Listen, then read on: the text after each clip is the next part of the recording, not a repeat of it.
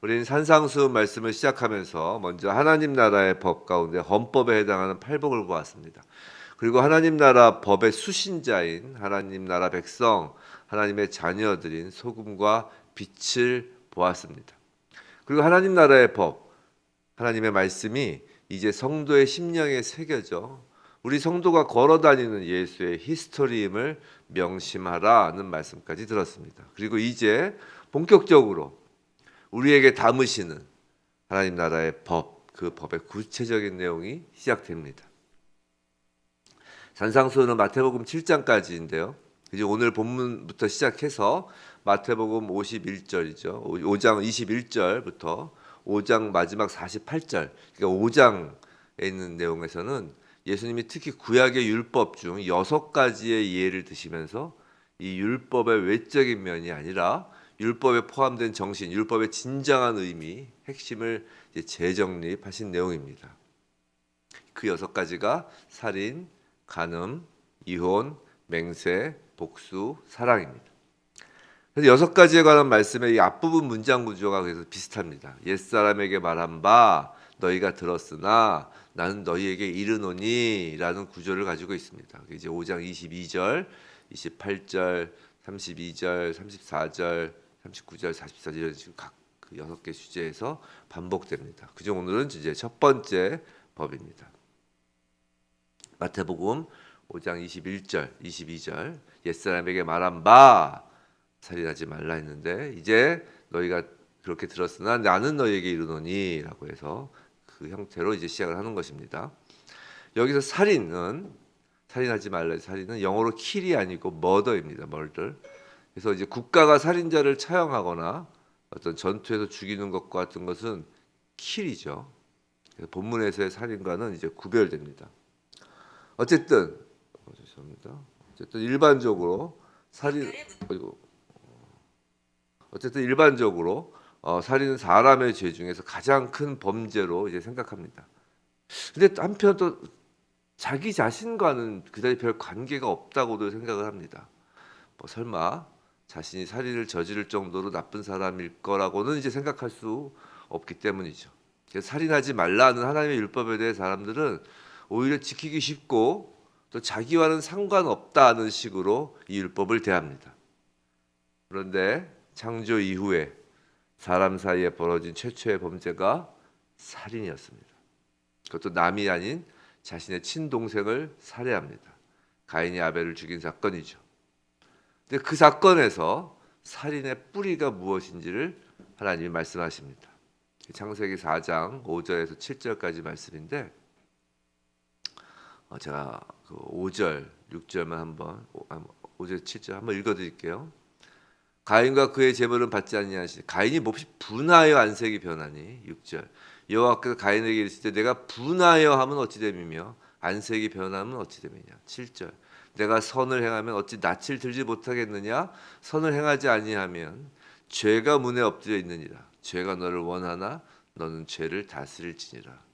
선은 하나님을 드러내는 것인데 분하는 것이 선을 행하지 않는다는 거예요. 하나님을 드러내지 못하는 거니까. 자, 가인은 살인하기 전에 심히 분하여 안색이 변할 정도였습니다. 하나님은 이를 보시고 죄가 문에 엎드린다고 하십니다. 지금 죄가 가인을 원한다고 하십니다. 이 분노라는 죄가 이 살인이라는 문을 여는 열쇠가 되는 것입니다. 예수님은 바로 그 하나님께서 살인하지 말라는 명령의 본질적인 부분을 말씀하십니다. 노하지 말라고 말입니다. 이것이 구약에서 말하지 말라고 살인하지 말라고 금지한 원래의 의도였다는 것입니다. 이제 살인하지 말라는 그 율법이 남의 이야기나 나에 해당되지 않는 그런 이야기가 아니라 이렇게 되면 이제 내 자신의 이야기가 돼버립니다.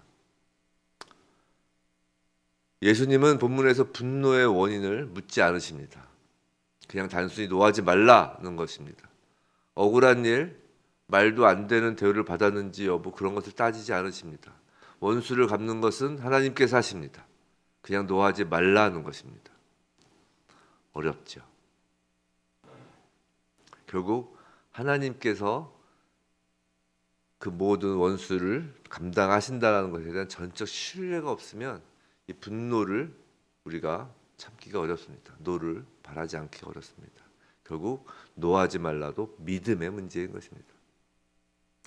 또 형제에게 노하는 자가 심판을 받게 되는데 이제 그중 라가라고 하는 자와 미련한 놈이라고 하는 자에 대한 말씀이 나오죠. 그래서 라가는 히브리어로 렉라는 말로 일종의 욕입니다. 욕. 우리말로는 이제 바보보다 훨씬 더 센 욕입니다. 오만한 자가 상대를 무시하고 멸시할 때 쓰는 말입니다. 이건 상대방에 대한 인간으로서의 존엄성을 짓밟고 인격을 모독한 아주 심한 욕설입니다. 정신적 인격 살인입니다. 또 미련한 자라는 거 원어로 모로스라는 이것도 욕이긴 한데 하나님을 부정하는 자라는 뜻을 갖고 있습니다. 그래서 하나님의 판단 부분까지 자신이 하는 것인데 정죄하는 것입니다. 정죄. 영적 살인입니다. 이런 멸시와 정죄는 그 상대방의 사람으로서의 가치를 빼앗고 이렇게 낙인을 찍는 것입니다. 살아도 사는 것이 아닌 것으로 취급하는 것입니다. 사실 이것이 살인입니다. 성도 여러분, 우리는 형제를 멸시할 수 없습니다. 정죄해서도 안 됩니다. 왜냐하면 멸시받고 정죄받을 그 죄를 대속하시기 위해서 예수님이 죽으셨기 때문입니다. 만일 우리가 형제에 대하여 노한다면, 또 형제를 멸시하고 정죄한다면 그건 십자가에 달리신 예수님을 끌어내리고 예수님 대속 사건을 부인하는 것과 같습니다. 예수님께서 십자가에서 그 멸시와 그 정죄를 다 받으신 거잖아요. 근데 오늘 말씀에서는 내가 누군가를 노하는 것을 하지 말라는 것에 머무르지 않습니다. 내가 화를 내는 것, 거기에만 머무르지 않고 타인이 나에게 분노, 원망을 갖지 않도록 하라고까지 하십니다. 그것이 이제 23절부터 26절까지 말씀입니다. 23절에서 원망 들을 만한 일이라고 하고 25절에서는 너를 고발하는 자라고 하죠. 상대방이 나에게 원망하고 고발한다는 겁니다. 우리가 상대방에게 분내고 욕하는 것이 아니라 누군가에게, 우리에게 상대방이 그런다는 것이에요. 본문을 쉽게 말하면 남한테 원망 들을 일을 하지 말고 만일 그런 일이 생각나면, 그런 일이 또 생기면 바로 가서 그 원망을 풀려고 노력하고, 또 남에게 피해 준 일을 하지 말며 만일 그런 일이 있으면 사과하고 빌린 것이 있으면 다 갚으라는 겁니다. 결국 상대방을 노하게 하지 말라는 거예요. 근데 이 본문은 그 앞에 절 이제 21절, 22절과 이제 함께 이제 전체를 보면 함께 이제 묵상하면 보다 영적인 의미가 있음을 알게 됩니다. 그건 죄의 특성 가운데 하나인 이 증폭성, 확장성이 이 본문 안에 녹여 있습니다. 이런 겁니다. 내가 누군가에게 노하였다고 칩시다. 그리고 그의 인격을 말살할 정도로 심하게 말하고 그 사람의 존엄성을 땅바닥으로 던져버렸다고 합시다. 그러면 상대방은 또 어떨까요? 저를 원망합니다. 그리고 더 큰 노를 품고 고발까지 하게 됩니다. 그럼 전 또 어떨까요? 더 크게 또 노하게 되겠죠.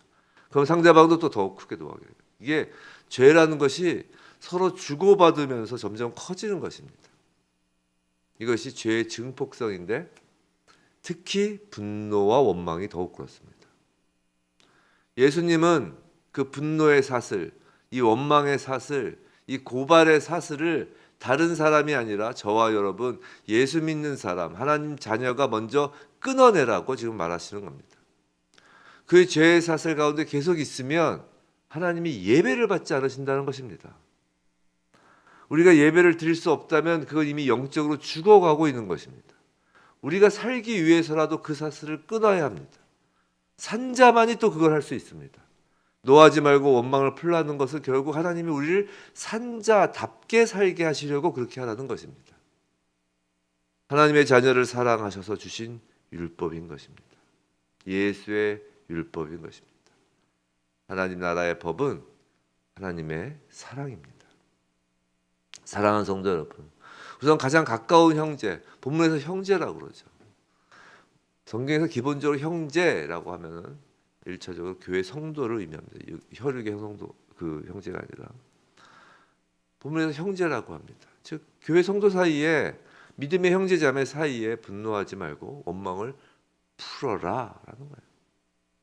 그래서 즉각적으로 서로의 화와 원망을 풀도록 전심을 다해 애쓰라 하십니다. 왜냐하면 우리는 예배로 숨을 쉬는 존재이기 때문입니다. 예배 가운데, 우리의 예배 가운데 아담에게 불어넣으신 하나님의 그 호흡을 우리가 받아야 우리는 사는 것입니다. 형제에게 노함으로써 그 호흡줄을 막는 어리석음을 피하여야 합니다. 부디 오늘 하루 매 순간 설사 거룩한 분노라 생각될지라도 누군가 나에게 잘못을 하였다 하여도 그 원수 갚음과 정죄함을 하나님께 전적으로 맡기는 그 믿음으로, 적어도 화를 내지 않으므로 하나님 사랑을 듬뿍 받는 저와 여러분이길 주님의 이름으로 축원합니다.